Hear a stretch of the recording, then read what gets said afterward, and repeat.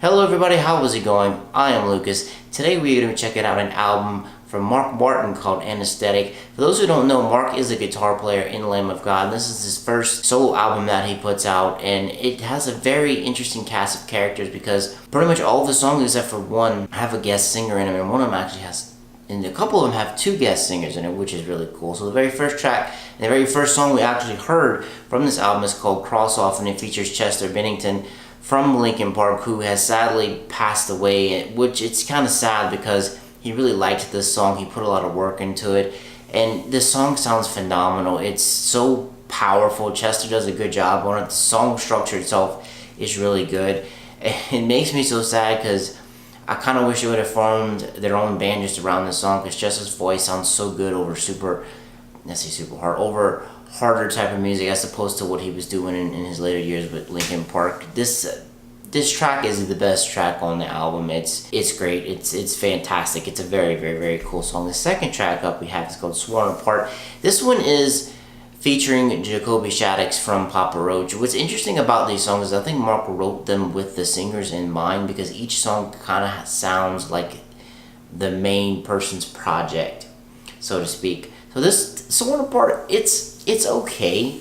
It's not as good as Cross Off. It gets kind of a little monotonous in the middle. It gets a little bit boring kind of toward the the middle sections of the song, but it's an okay song. Now the next song up, number 3, is called Axis. This one is featuring Mark Langan. The best way I can describe this song is it's kind of like outlaw rock. I don't know if that's a genre per se, but this song takes a step back from the last two that we heard, and it's kind of more like a Johnny Cash-ish type of laid-back rock type of feel, and it's really cool, and it creates a good contrast to the songs that we got before, and it's a very laid-back song. It's the best way I can describe it. It's cool. It's interesting. The next one up is number 4, is called The Never. This one features Chuck Billy from Testament and Jake Oney from the band Oney. This is the second best song on the album. It has a Testament feel to it. Both Chuck and Jake do a great job on the vocals in this song. It's very hard. It's kind of reminiscent of Cross Off a little bit, but it kind of has that Testament edge to it. Great, fantastic song. Number 5 is called Save Defiance. This one features Miles Kennedy. He sung with Slash. His main band is Alter Bridge. This song kind of does sound like an Alter Bridge song a little bit. This is another standout track off of this album. Miles's lyrics are great in it. The song itself, it kind of has what song with Jacoby, Sworn Apart. It kind of gets a little boring and a little monotonous in there, but it's still pretty good. Next one up is Blur. This one's featuring Mark Morales from the Sons of Texas. This one is a more laid back, slower type of rock song, kind of like Axis, but not as outlawish. It's not as laid back. This one's, it's a good contrast, because once again we got Save Defiance and The Never. These are super hard songs. Blur is more laid back. It's a nice, good, interesting flow to the album. The next one up, number 7, is Back from the Dead. This one's featuring Josh Travis from Buck Cherry. This song has super full of energy. It kind of makes you feel like you're wired. The only thing I didn't really like about it is it feels like sometimes that Josh kind of forced a little bit of the lyrics because he was trying to get them all to fit, but this is a nice, good, high energy song. The next song up, number 8, Reveal. This one's featuring Nima Maddox. I actually hadn't heard of her before listening to her on this album, and this song is fantastic. It's kind of not even really rock. It's kind of just like soft alternative, I guess you could call it.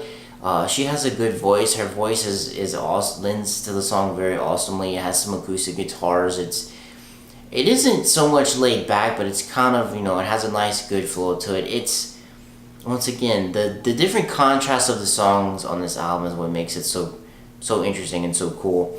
The next song up, number 9, Imaginary Days. I'm pretty sure Mark sings this song himself because there's no featuring by it, and pretty sure it's him, and he actually does a really good job singing the song. It does get a little monotonous in the middle. It repeats the chorus a little bit too many times.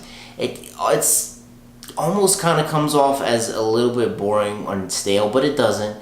It keeps the energy up all throughout the song. I'm really impressed with Mark singing here. I didn't know he could sing that well. It's a very cool song. It's very cool that he actually did sing one of the songs by himself. Number 10, The Truth Is Dead. This one features Randy from Lamb of God, and it features Alyssa from Arch Enemy. It starts off with some clean guitars to start, and it starts off with Alyssa doing some cleans, and then it kicks you in the face. Randy comes in, Alyssa comes in, they got some growls going on.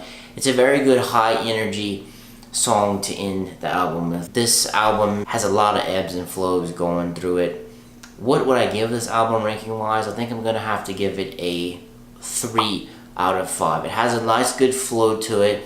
It has, you know, you go soft, you go hard. It has a lot of, the vocal work on here is good. It has a lot of cool guest singers. Some songs get a little bit stale in the middle. They get a little bit monotonous, but they get the job done. And I was pleasantly surprised with this album because sometimes when solo artists put out their own album, like I said before, from a major band, it tends to get a, you know, it gets, some of the songs are lame. You're just like, what are you doing, dude? And what's also cool about this is, you have some Lamb of God elements in here, but in a lot of the songs, it's a very big departure. He's not kind of staying in the same rut. He's going out, he's experimenting, and he's letting the singers make the songs their own, and it sounds really great. But enough about me. What about you? Do you like this album? Do you think it's great? What are some of your favorite songs from the album? Let me know in the comments down below. It's me, that'd have to be out. Peace.